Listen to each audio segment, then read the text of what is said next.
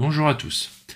Dans cette vidéo, on va corriger le sujet de mathématiques du diplôme national du brevet session 2024 en série professionnelle. Donc avant de rentrer dans la correction en elle-même, on va jeter un petit coup d'œil à ce sujet, qui était un sujet qui n'était pas très difficile, même s'il y a certaines questions qui étaient un petit peu techniques. On va voir tout ça. Donc le premier exercice, là ici, était un QCM, qu'on verra directement lors de la correction. L'exercice 2, étudier la nage papillon aux Jeux Olympiques. C'était dans le thème de l'année 2024, les Jeux Olympiques de Paris 2024. Ils nous l'ont sorti en sujet de brevet. Pourquoi pas, ils aiment bien coller l'actualité. C'est un sujet qui est pas plus mal qu'un autre. Donc voilà. Donc on avait sur les premières questions des histoires de calcul de volume sur des piscines. Donc ça c'était toute la première question qui avait plusieurs sous-questions. Et ensuite on avait des calculs de vitesse sur le reste du sujet. Donc vitesse, distance et temps à partir de la formule V égale D sur T. Mélanger un petit peu de physique aux mathématiques. Aussi, pourquoi pas, ça reste des calculs, ça reste des maths. On avait des conversions d'unités. Donc rien d'extrêmement compliqué, mais ça demandait un petit peu de réflexion quand même. Ensuite, l'exercice suivant était sur le hand. Donc là encore, un sport olympique, donc toujours sur le même thème. Donc c'était un exercice de stats, puisqu'on commençait par nous donner des stats, et ensuite on avait toute une série de calculs sur des indicateurs statistiques qui étaient à faire en première question. Et en deuxième question, on avait une comparaison entre deux joueurs à faire, là encore, avec les statistiques. L'exercice 4, course en bateau au JO, toujours encore dans le même thème. Donc cette fois-ci, on était sur un exo de géométrie qui faisait appel aux deux grands théorèmes de géométrie vus en classe de 3e prépa métier, c'est-à-dire théorème de Pythagore et théorème de Thalès. La figure était suffisamment explicite pour pouvoir s'en sortir. Donc, c'était peut-être l'exercice qui était le plus technique, parce qu'il fallait pas perdre le fil, on n'était pas guidé sur quel théorème utiliser, mais il n'y avait pas de gros pièges non plus. Il n'y avait pas de calcul extrêmement compliqué. Il fallait juste choisir le bon théorème, et une fois que c'était fait, ça allait tout seul.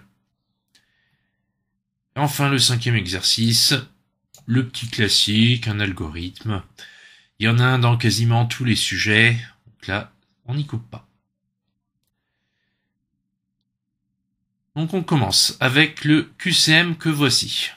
Donc ce que je vous propose, c'est de passer directement, après avoir vu les différentes questions que je viens de faire défiler, à la correction de ce QCM.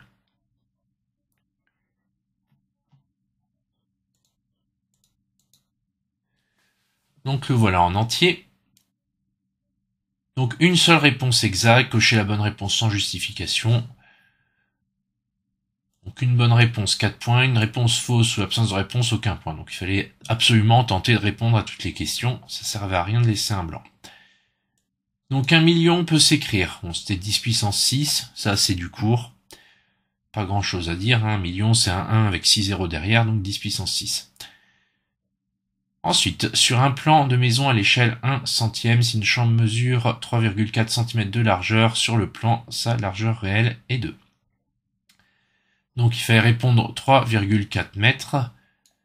Tout simplement parce que échelle 1 centième, ça veut dire que ce qu'on mesure, c'est 100 fois plus petit. Donc du coup, la longueur réelle est 100 fois plus grande. Donc les 3,4 cm multipliés par 100 donne 340 cm, ce qui est égal à 3,4 mètres. La question 3, celle-là c'était peut-être une des plus simples. On lance un dé équilibré à 6 faces, probabilité d'obtenir un 6 est de 1 sur 6, puisqu'il y a une face avec un 6, tout simplement. La 4, une barre énergétique de masse totale 80 grammes contient 70% de sucre. La masse de sucre dans cette barre est de... La bonne réponse était 56 grammes puisque 80 fois 70% était égal à 56. Enfin la dernière, si on multiplie par 2 les dimensions du cube, son volume sera... Donc on avait un cube d'1 cm de côté. Donc si on multiplie par 2 les longueurs, on aura un cube de 2 cm de côté. Donc vous avez deux approches possibles, soit vous utilisez les propriétés longueur R volume, donc quand on multiplie par 2, ça revient à multiplier les volumes par 8, donc 8 fois 1 donnera bien 8 cm3, ou alors vous partez du principe que vous multipliez toutes les longueurs par 2, donc vous aurez 2 sur chaque côté, donc 2 fois 2 fois 2, ça fait 8. Dans tous les cas, ça revient à 8. Donc dans tous les cas, ça fonctionne. Donc voilà pour ce premier exercice. Maintenant, passons à l'exercice 2. Alors, je vous propose de rejeter un petit coup d'œil à l'énoncé.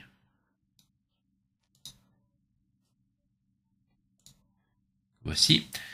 Et donc, sur les premières questions, on était sur les calculs longueur, largeur, hauteur pour avoir le volume. Première question, c'est calculer le volume d'eau contenu dans la piscine olympique. Vous l'avez ici. La deuxième question, la petit b, ça sera pour vérifier une affirmation. Donc on va voir tout de suite la correction de ces deux premières questions. Donc, calcul du volume, longueur fois largeur fois hauteur. Donc ici, on était sur du 50 fois 25 fois 3. On trouvait 3750 mètres cubes. On nous demandait le résultat en litres aussi, sachant qu'un mètre cube est égal à 1000 litres. C'était marqué dans l'énoncé. On avait directement la possibilité d'écrire la réponse. Ensuite, pour la vérification, on nous demandait de vérifier s'il y avait bien 4 fois moins d'eau dans une piscine municipale de dimension 25 mètres par 12,5 mètres par 3 mètres de hauteur. Donc là, deux approches possibles. Soit on calcule le volume de la piscine municipale, ce qui est proposé ici en violet. On vérifie qu'on a bien 4 fois moins d'eau, donc on prend le volume de la piscine olympique divisé par 4 et on trouve la même chose que dans la piscine municipale. Donc dans ce cas-là, on conclut tout simplement que l'affirmation est vraie. L'autre méthode, c'était d'en passer par le calcul et de remarquer que 25, c'était 50 fois 2, et que 12,5 c'était 25 fois 2, et donc de décomposer le calcul du volume de la piscine olympique que vous avez ici, pour bien faire ressortir les deux, et en les isolant, devant, on aura 2 fois 2 fois ce morceau-là, qui est exactement la même chose que le calcul du volume de la piscine municipale. Et donc on en arrive bien à dire que le volume de la piscine olympique, c'est 4 fois le volume de la piscine municipale. Les deux approches sont valables et permettent de répondre à la question. Pour la suite, une fois qu'on a terminé ces questions-là, on se retrouve sur la suite du sujet à étudier les différentes nages.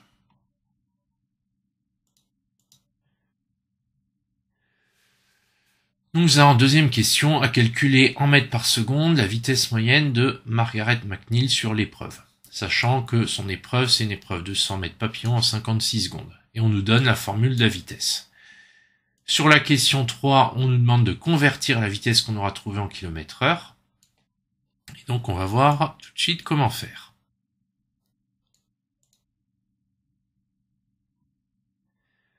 Donc pour la question 2, ici, 100 mètres en 56 secondes, donc vitesse 100 divisé par 56, on trouve 1,79 mètres par seconde. Pour la conversion en km/h, l'énoncé nous disait que il fallait multiplier par 3,6, chose que vous pouvez retrouver tout simplement en partant du fait que dans une heure il y a 3600 secondes et que dans 1 km il y a 1000 mètres. 3600 divisé par 1000, ça donne bien 3,6. Donc en effectuant le calcul, on trouve 6,43 km/h. Pour la question suivante, on s'intéresse à une autre athlète, l'Australienne, qui est médaille d'or en nage libre et qui a parcouru 100 mètres à la vitesse de 1,92 mètres par seconde. Dans un premier temps, on demande de calculer le temps mis par cette nageuse. Et ensuite, on affirme qu'une personne qui marche vite à 7 km/h sera plus rapide que la personne qui nage le crawl. On veut vérifier que si c'est vrai concernant la vitesse d'Emma, qui est la sportive qu'on est en train d'étudier.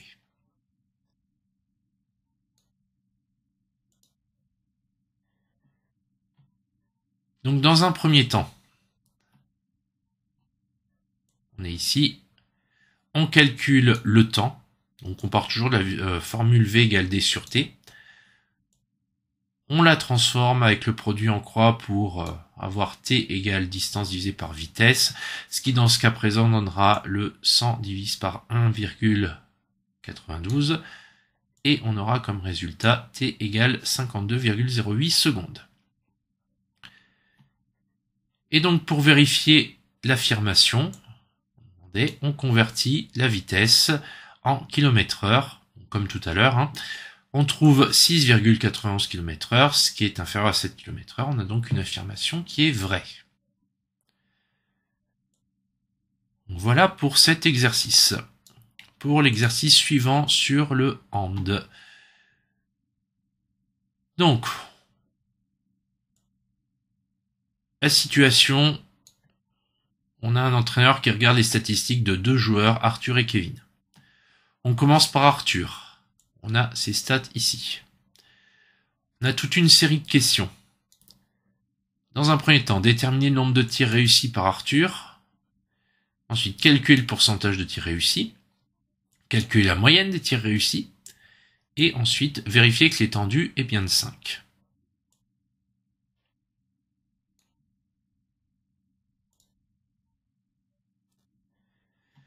Donc, pour la somme des tirs réussis, c'est simple, on additionne tous les tirs réussis. On trouve 35. Pour le pourcentage, 35 tirs réussis sur 56, on donne 35 sur 56, qui donne 0,625, ce qui donne 62,5. Petit rappel sur le signe pourcentage, ça signifie que l'on divise la valeur par 100, ce qui veut dire que les 62,5, c'est 62,5 sur 100, ce qui est bien égal à notre 0,625. Petite note qui est une remarque. Au collège, on peut rédiger avec cette façon-là. Et écrire directement 35 sur 56 fois 100 est égal à 62,5%. C'est accepté au collège, même si mathématiquement c'est pas tout à fait exact par rapport au fait que le signe pourcentage veut dire divisé par 100.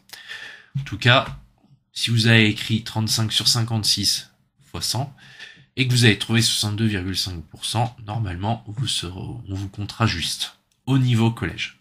Quand vous passerez au lycée, ce sera plus le cas. Pour la moyenne des tirs, 35 tirs réussis en 9 matchs, 35 divisé par 9, on trouve 3,89. On demandait d'arrondir à l'unité, donc ça fait environ 4. Pour l'étendue, c'est le maximum moins le minimum, donc le maximum de tirs réussis c'est 7, le minimum c'est 2, donc 7 moins 2, 5. L'entraîneur a donc bien raison, on a bien une étendue à 5. La suite de l'exercice nous demandait d'étudier le joueur Kevin, où là on nous donne directement les indicateurs calculés.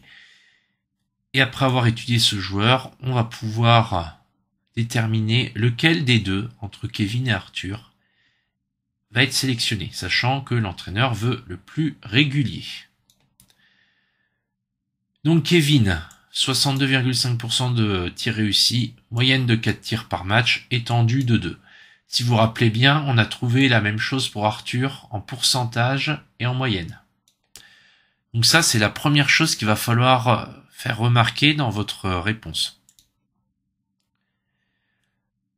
Les statistiques des joueurs sont les mêmes à l'exception de l'étendue, donc on va étudier le seul indicateur de l'étendue, puisque pour les deux autres c'est la même chose, donc à part dire que c'est pareil, on ne peut pas dire beaucoup de choses, ni déterminer lequel des deux sera sélectionné. En revanche, sur l'étendue, Kevin, il est à 2, Arthur, il est à 5. L'étendue étant un indicateur de dispersion, plus l'étendue sera faible, plus le joueur sera régulier. Et comme l'entraîneur, il veut quelqu'un de régulier, on prendra donc Kevin. Ce sera lui qui sera sélectionné avec une étendue de 2. Donc voilà pour cet exercice. Pour l'exercice suivant, la course en bateau au JO. Donc on nous présente un bateau qui veut participer au JO. On nous donne des indications sur les caractéristiques à respecter pour participer au JO. Donc il y a une aire maximale de grande voile et une longueur minimale de grande latte. Ça, il va falloir le garder en tête, ce sera important dans la suite du sujet.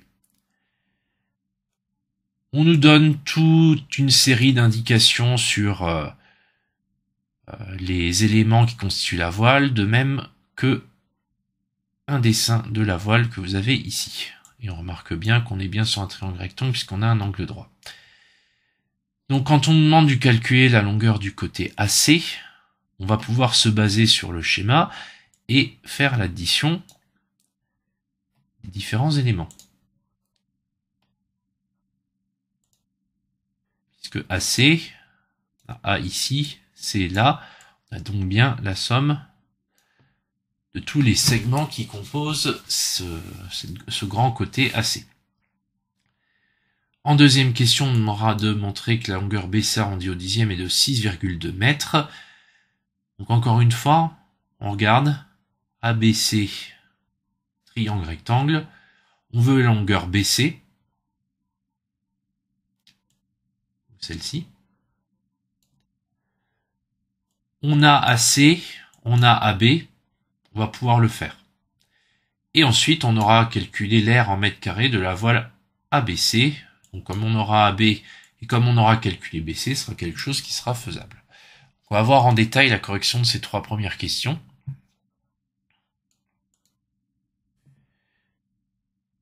Donc pour le calcul de AC, comme je l'ai dit, c'est la somme de AF, FD et DC qu'on a ici.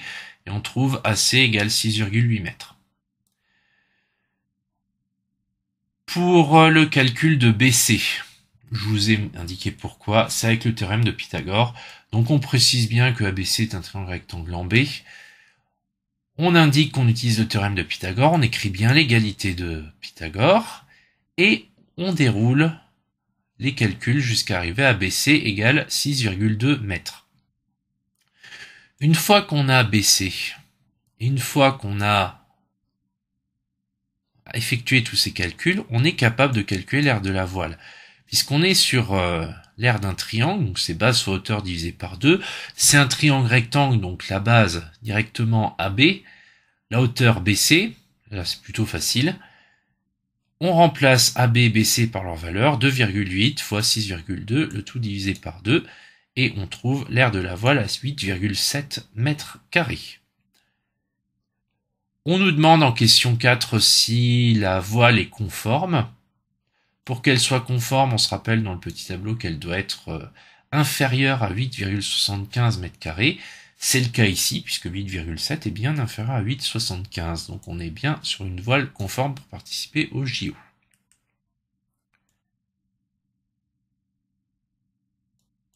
On continue pour la suite.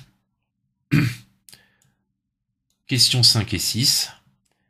Les droites DE et FG sont parallèles. Montrez que la longueur de la grande latte FG arrondie au dixième est de 1,8 mètres.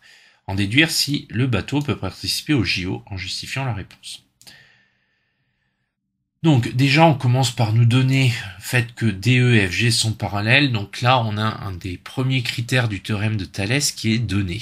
Donc on va bien se douter de ce qu'il va falloir faire. Appliquer le théorème de Thalès. Donc DEFG parallèle, ça c'est donné, CDF aligné, CE et G aligné, ça c'est sur le dessin. Donc on peut appliquer le théorème de Thalès, écrire l'égalité de Thalès, isoler uniquement l'égalité des rapports qui nous intéressent, c'est-à-dire CD sur CF égale à DE sur FG, remplacer tout ce qu'on connaît par les bonnes valeurs, donc il ne nous manquera que FG qu'on ne connaît pas et qu'on cherche, ça tombe bien. Et ensuite, avec un produit en croix, obtenir la valeur de FG qui sera environ de 1,8 mètres. Ensuite, on nous demande de vérifier si le bateau peut participer au JO. Sachant que FG c'est la grande latte, qu'il est marqué dans les caractéristiques pour participer au JO que la grande latte doit avoir une longueur minimale de 1,7 m. Comme 1,8 c'est plus grand que 1,7, on a bien la longueur minimale qui est respectée. Parce que longueur minimale, on prend tout ce qui est au-dessus, il n'y a pas de maximum, donc à partir du moment où c'est plus grand que 1,7, ça marche. Donc on peut conclure que la grande latte est conforme et donc le bateau peut participer au JO, puisque tous les critères sont validés. Il nous reste un ultime exercice, l'exercice 5 avec le programme. Donc là, très simple. Parmi les 3 algorithmes suivants, choisir celui qui correspond au programme ci-dessus en nommant la réponse A, B ou C sur la copie, et en justifiant. Alors il faut simplement, pour justifier, lire le programme ici. Remarquez que le calcul qui est fait, c'est x fois 5 plus 2.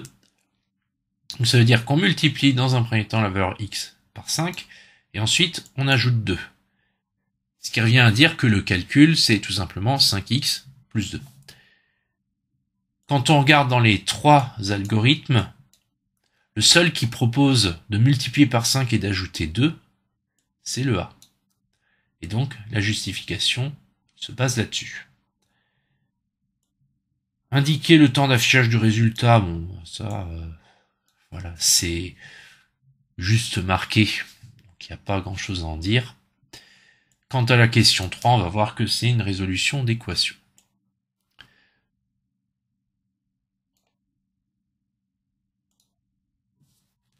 Donc concrètement, en termes de rédaction, pour la première question, on explique simplement ce que je viens de vous dire, savoir que le calcul c'est 5x plus 2 et que c'est le calcul qui est effectué par l'algorithme A. Ensuite, le temps d'affichage de résultat c'est 2 secondes. Et pour la troisième question, qui était la résolution d'équation, on veut obtenir à la fin 97, donc il faut que 5x plus 2 égale 97, et on veut savoir quelle valeur de x on doit rentrer. Donc on résout l'équation par la méthode de résolution d'équation, c'est-à-dire on passe le 2 ici, de ce côté-là. Ensuite, on a 5x égale 95, plus que 97 moins 2, c'est bien 95. 5x divisé par 5, ça fait x. 95 divisé par 5, ça fait 19. Donc x égale 19. Donc il faut choisir 19 comme valeur de x pour obtenir 97 à la fin. Donc voilà pour cet ultime exercice, ce qui nous permet de conclure cette correction du sujet 2024 de mathématiques du brevet série professionnelle. Encore une fois, vous l'avez vu dans cette correction, il n'y avait pas de questions extrêmement techniques, c'était pas un sujet d'une difficulté énorme, un sujet qui couvrait de larges parties du programme de 3e et qui était tout sauf impossible. Si vous avez réussi à faire ce sujet, ça veut dire que vous êtes prêt pour aller en lycée, pour effectuer une seconde professionnelle ou un CAP. Si vous avez eu des grosses difficultés sur ce sujet, pas de panique non plus, tout peut être rattrapé, vous pouvez quand même avoir votre brevet, ça vous verrez bien, vous aurez la surprise. Mais il y aura certainement des choses qu'il faudra revoir pour être prêt pour aborder le lycée sans grosse difficulté.